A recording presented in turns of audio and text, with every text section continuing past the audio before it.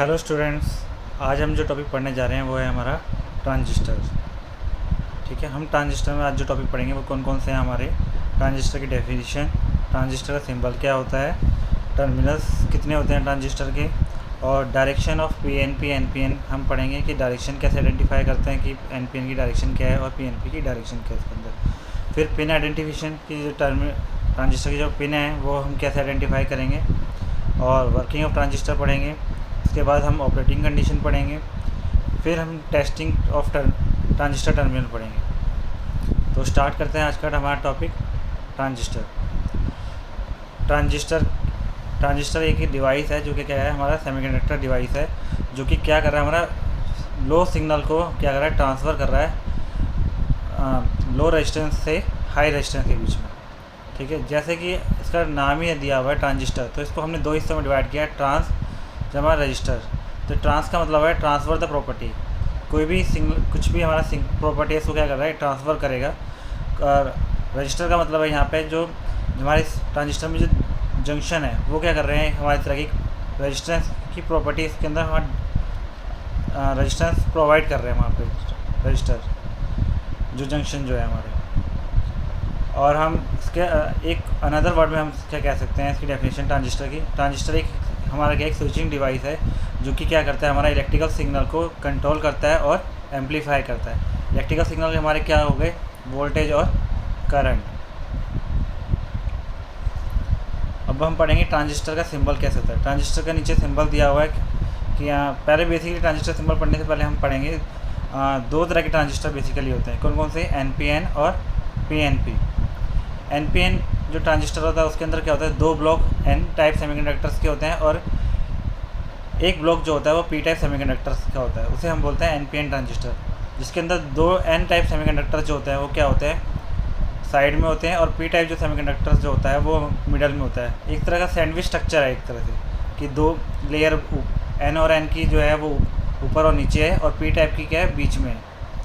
ऐसे सिमिलरली हमारा क्या है, पी एन पी ट्रांजिस्टर। इसके अंदर क्या होगा, दो पी टाइप सेमीकंडक्टर्स होंगे और एक एन टाइप सेमीकंडक्टर्स होंगे। और इन्हीं के नीचे सिंबल भी आप देख सकते हैं कि एनपीएन ट्रांजिस्टर का सिंबल दिया हुआ है और पीएनपी का ट्रांजिस्टर का सिंबल दिया हुआ है।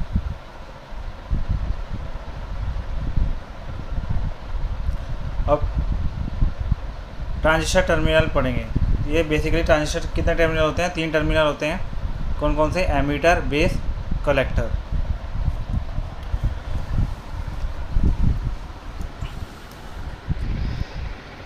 ट्रांजिस्टर हमारा जो है वो तीन टर्मिनल वाला डिवाइस है और दो इसके अंदर जंक्शन बनते हैं। दो जंक्शन हमारे कौन कौन से बनते हैं, एमीटर बेस जंक्शन बनता है और बेस कलेक्टर जंक्शन बनता है। इसके अंदर दो जंक्शन बनते हैं बेसिकली इसके अंदर।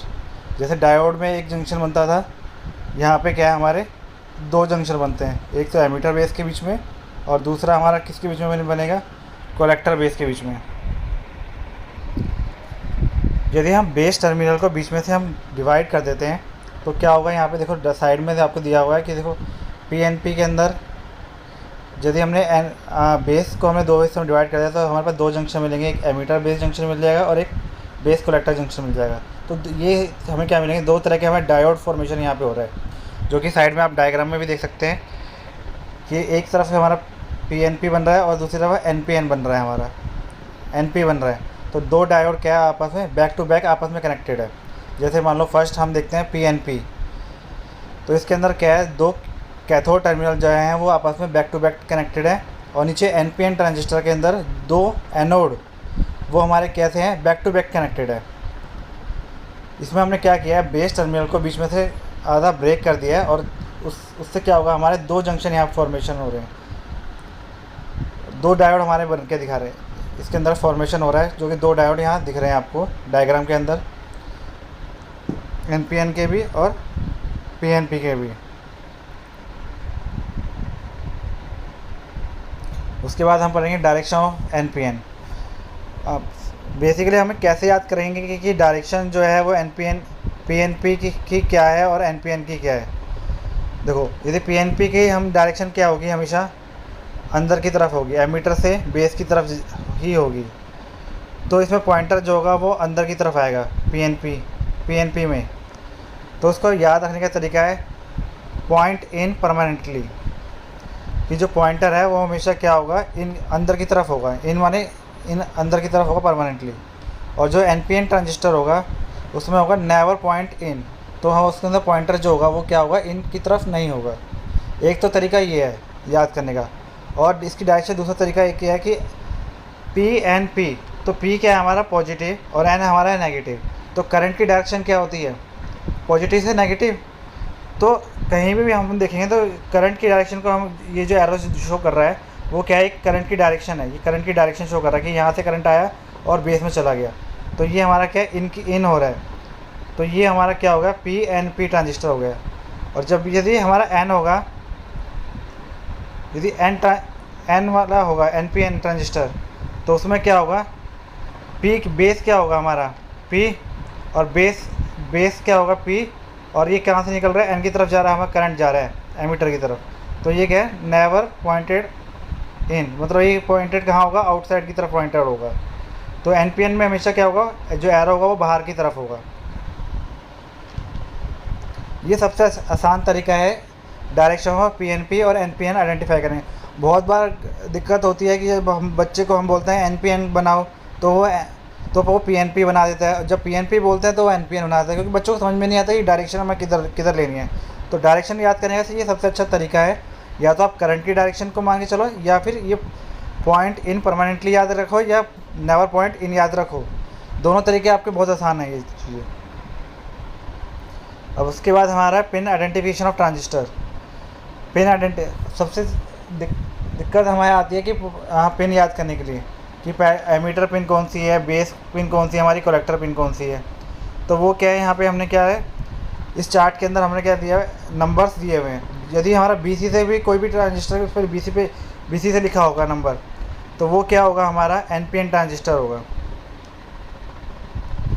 BC से कोई भी नंबर शुरू होगा, TP से शुरू होगा, BD से शुरू होगा, BF से शुरू होगा, C से शुरू होगा, फिर B और D से शुरू होगा, तो हमारे वो क्या से ट्रांजिस्टर हैं, हमारे सारे के सारे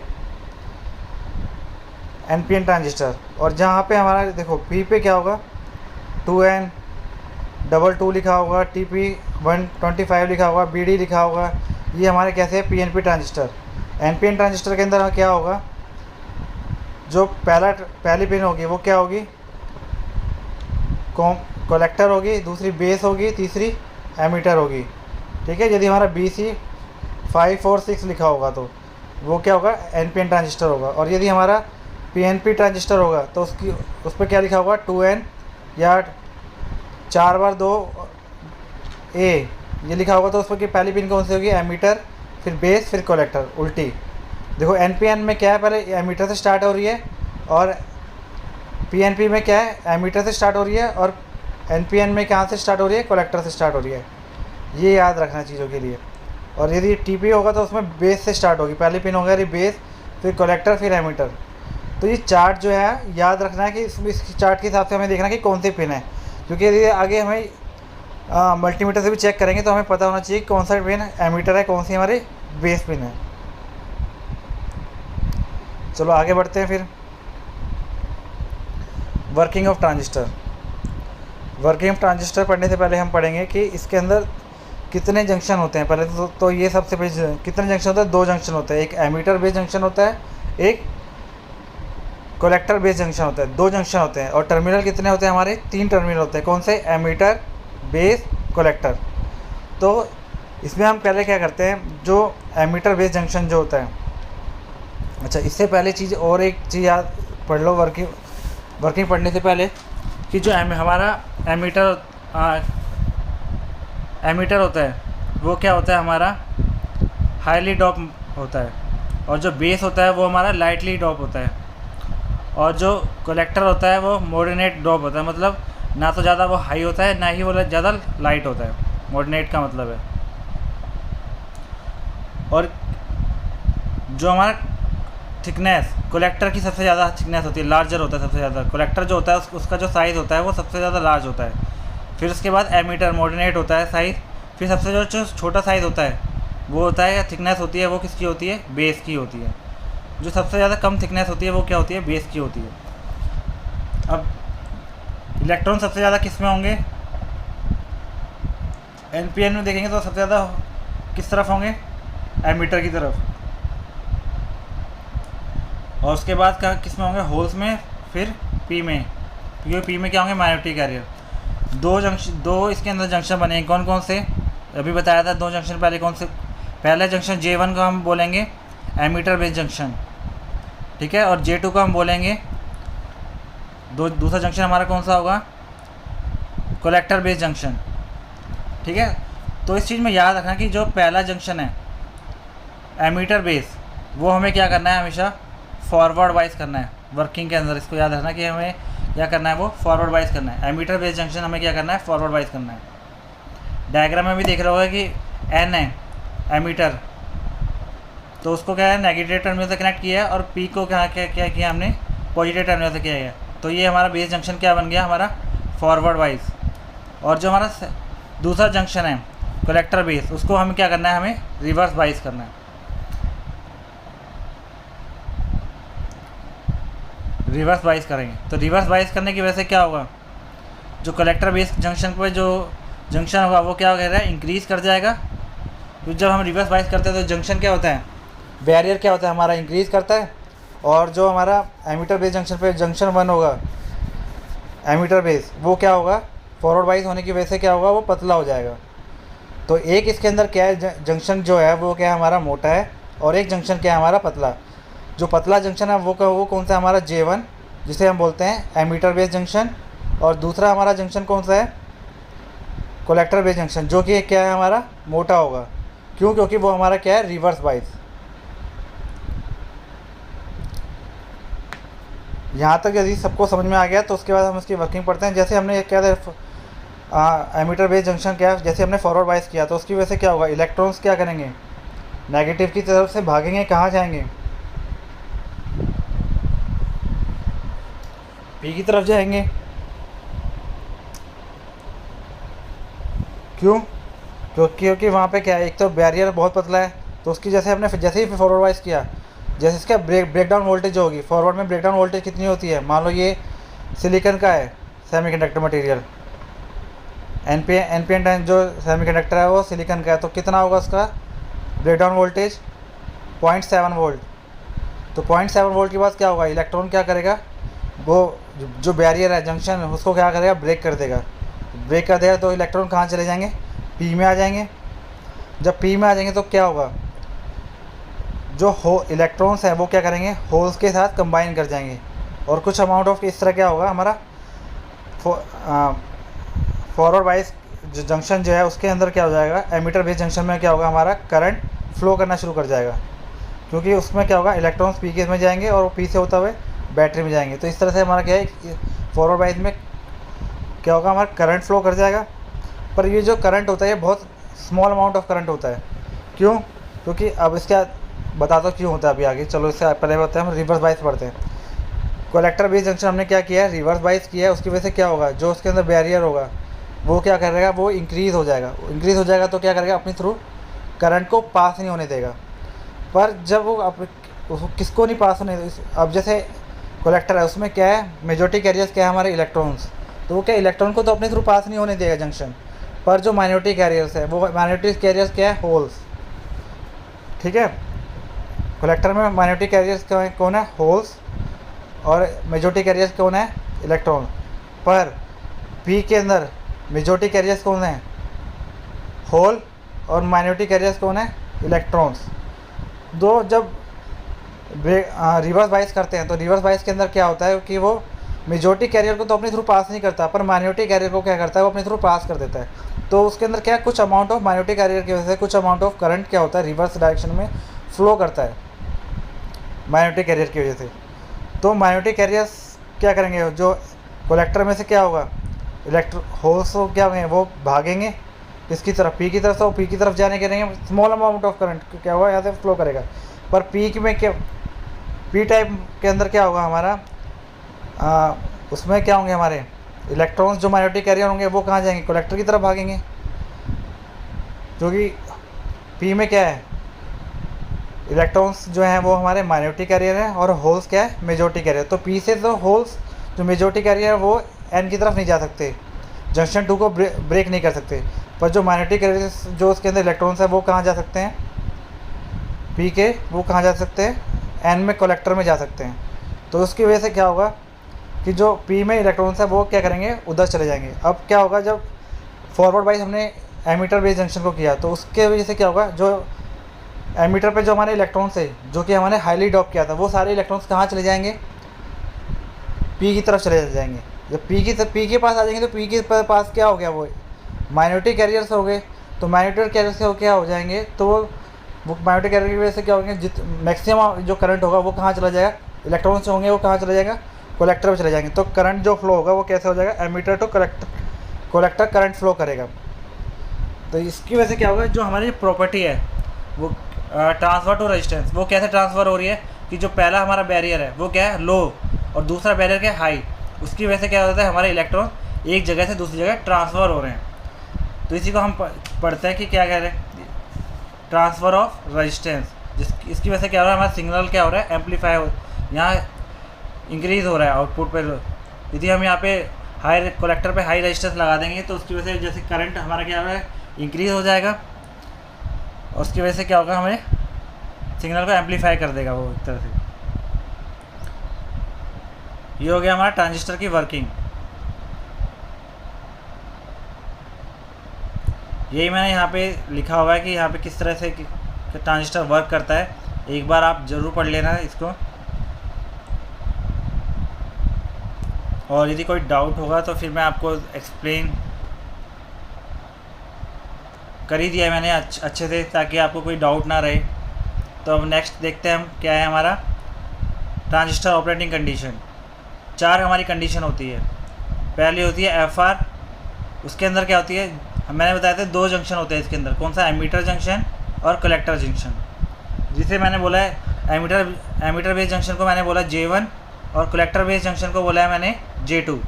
तो जो हमारा ट्रांजिस्टर वर्क करेगा वो करेगा फर्स्ट कंडीशन में, एक्टिव कंडीशन में वर्क करेगा, जिसमें क्या होगा, एमीटर बेस जंक्शन जो होगा हमारा क्या होगा, फॉरवर्ड बाइस, और कलेक्टर बेस जंक्शन क्या होगा, रिवर्स बाइस। ठीक है, उस जंक्शन में हमारा क्या होगा, जो ट्रांजिस्टर वर्क करता है। और सेकंड कंडीशन में क्या है हमारा FF, तो उस कंडीशन में क्या होगा, एमीटर का जंक्शन भी फॉरवर्ड बाइस होगा और कलेक्टर का कंडीशन में भी हमारा क्या होगा, फॉरवर्ड बाइस। तो वो कैसी कंडीशन कहलाएगी, सैचुरेशन, मतलब वो एक कुछ अमाउंट ऑफ करंट जाने के बाद वो क्या होगा, सैचुरेट हो जाएगा उसके अंदर। वो ट्रांजिस्टर ना तो क्या एम्पलीफाई करेगा, ना स्विचिंग करेगा, ना उसको कंट्रोल करेगा, हमारा इलेक्ट्रिकल सिग्नल कुछ नहीं करेगा। वो खाली क्या करेगा, एक तरह से पॉइंट पे आके सैचुरेशन कर देगा वहाँ पर। यदि हमारी थर्ड कंडीशन है हमारी RR, मतलब रिवर्स बाइस, एमीटर जंक्शन भी रिवर्स बाइस, कलेक्टर जंक्शन भी रिवर्स बाइस, तो वो उस रीजन को हम क्या बोलते हैं, कट ऑफ रीजन, मतलब वो बिल्कुल काम ही नहीं करेगा। और यदि हमारा RF हो जाएगा, मतलब ammeter base junction reverse bias और कलेक्टर बेस फॉरवर्ड बाइस, तो वो हमारा कैसे बन जाएगा, इन्वर्टर सर्किट बन जाएगा। मतलब जो भी हम सिग्नल देंगे उसके एम्पलीफाई ना करके उसको क्या करेगा, रिवर्स कर देगा एक तरह से, इन्वर्टर सर्किट की तरह। उसके बाद हमारा क्या है, testing of transistor. Testing of transistor हम करेंगे तो मान लो BC557 को हमारा कौन सा ट्रांजिस्टर है, NPN ट्रांजिस्टर। उसको हम चेक करेंगे किसके थ्रू, मल्टीमीटर के थ्रू। तो हमने सबसे पहले हम क्या करेंगे, पहले हमने फर्स्ट और सेकंड पिन ली, उसको हमने मल्टीमीटर के पहले पिन को हमने पॉजिटिव से जोड़ा मल्टीमीटर के, और सेकंड पिन को हमने कॉमन कर दिया। तो हमने देखा कि उस पर रीडिंग क्या आई हमारी, OL का मतलब होता है ओपन लूप, मतलब 0 वैल्यू आ रही है, एक तरह से ओपन लूप आ रहा है, या ओपन लूप लिखा हुआ आएगा या फिर 1 लिखा भी आ सकता है। दूसरा हमने चेक किया बी कंडीशन में फर्स्ट टर्मिनल और थर्ड टर्मिनल, पहला टर्मिनल पॉजिटिव, सेकंड और थर्ड टर्मिनल हमारा कॉमन। और जब टेस्टिंग करेंगे मल्टीमीटर पे तो किस सिंबल पे निशान लगना है, डायोड पे, क्योंकि मैंने डायोड का जैसे बताया था कि हमारे क्या 2 फॉर्मेशन डायोड के होते हैं, तो वो हम इसमें चेक करेंगे डायोड के क्या वैल्यू, कहाँ पे हमारा डायोड फॉरवर्ड बाइस होगा, तो वो हमें यहाँ पे बताएगा। थर्ड कंडीशन हमारा क्या है, 2 और 1, कि हमने 2 वाले को फर्स्ट कर दिया और फर्स्ट वाले को कॉमन कर दिया, तो उस कंडीशन में उसने हमें वैल्यू दिखाएगा डायोड के ब्रेकडाउन वोल्टेज। कितनी होती है 0.7 वोल्ट, तो वो क्या वहाँ पे दिखाएगा 0.7 वोल्ट दिखाएगा। तो उस कंडीशन में हमें पता चल जाएगा कि हमारा कैथोड टर्मिनल कौन सा है और एनोड टर्मिनल कौन सा है, वो हमें आइडेंटिफाई हो जाएगा। फिर हम लगा के देखेंगे, सेकंड वाले को रेड को सेकंड पे रहने देंगे और थर्ड वाले पे हम लगा के देखेंगे, कॉमन लगा के देखेंगे। तो फिर दोबारा हमें क्या रीडिंग दिखाएगा, तो फिर हमें क्या वैल्यू दिखाएगा, वैल्यू दिखाएगा तो हमें क्या होगा,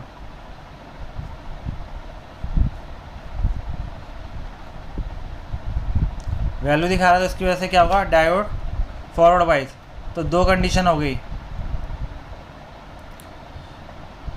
हमें दो वैल्यू मिल गई। फिर हमने आगे चेक किया, फर्स्ट और थर्ड को चेक किया, तब भी हमें क्या दिखाया उसने, OL, ठीक है। और हमने थर्ड और सेकंड को चेक किया, तब भी हमने उसने क्या दिखाया, हमें OL। तो जब हम ये सब चीज़ चेक करेंगे तो हमें खाली दो वैल्यू पे क्या करेगा, वो एक रजिस्टर डायोड की वैल्यू दिखाएगा। तो उसका मतलब क्या है, हमारा जो बीच वाला जो टर्मिनल है वो हमारा कौन सा है, एनोड बेस जो है, और जो हमारे जो फर्स्ट टर्मिनल हमारा कैथोड और लास्ट टर्मिनल में हमारा कैथोड। तो ये जो सर्किट होता है ये किस चीज़ का हमारा होता है, फॉर्मेशन डायोड के। पीछे हमने जब बताया था डायोड के डायग्राम मैंने आपको दिखाया था, तो उस कंडीशन में ये किस चीज़ का था, NPN, ठीक है। तो NP नेगेटिव, तो वो क्या है, कैथोड टर्मिनल, P पे पॉजिटिव तो एनोड टर्मिनल, और लास्ट में क्या हुआ, कैथोड टर्मिनल। तो ये हमारा किस चीज़ का हो गया, NPN ट्रांजिस्टर, ठीक है। तो इस तरह से हम चेक कर सकते हैं कि ये NPN पे कितनी हमारी वैल्यू दिखा रहा है, कि ये डायोड हमारा सही है या नहीं है। यदि ये किसी पे भी वो वैल्यू नहीं दिखाएगा तो वो क्या होगा, ट्रांजिस्टर ख़राब होगा हमारा। इस तरह से हम चेक कर सकते हैं ट्रांजिस्टर। ये मैंने 3 क्वेश्चन दिए हैं, प्लीज़ इनका आंसर मुझे कमेंट बॉक्स में ज़रूर दीजिएगा।